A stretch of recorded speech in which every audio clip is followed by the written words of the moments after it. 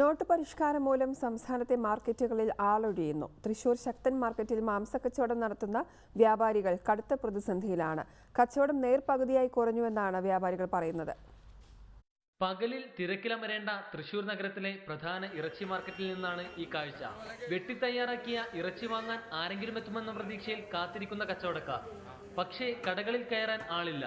ഹോട്ടലുകളിലേക്കുൾപ്പെടെയുള്ള ഇറച്ചി വാങ്ങൽ ഗണ്യമായി കുറഞ്ഞു. നോട്ടുമാറ്റത്തിൽ കച്ചവടം നേർപകുതിയോ പകുതിക്ക് താഴെയോ ആയി കൂപ്പുകുത്തി. 1 മണി വരെയുള്ള കടയാണ് അത്. അപ്പോൾ കഴിഞ്ഞു. ബിസിനസ്സിലേ പോകണം. ഇപ്പുറത്തെ 2 മാസം വെട്ടണതാ ഒരെണ്ണമായി. പിന്നെ ചേഞ്ച് കൊടുക്കാനില്ല. ബിസിനസ് വളരെ കുറവ്. ആൾക്കാരിൽ പൈസ ഇല്ല ഇത് വാങ്ങാനായിട്ട്.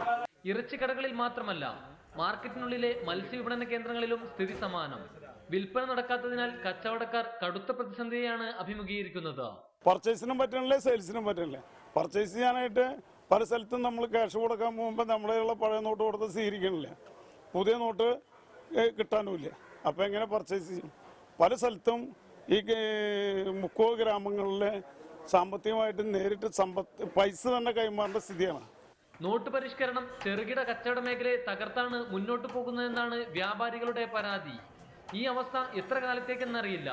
കച്ചവടം കുറഞ്ഞതോടെ പലരും കടകൾക്ക് താഴിടേണ്ട സ്ഥിതിയാണെന്നും വ്യാപാരികൾ പറയുന്നു. റിപ്പോർട്ടർ, തൃശൂർ.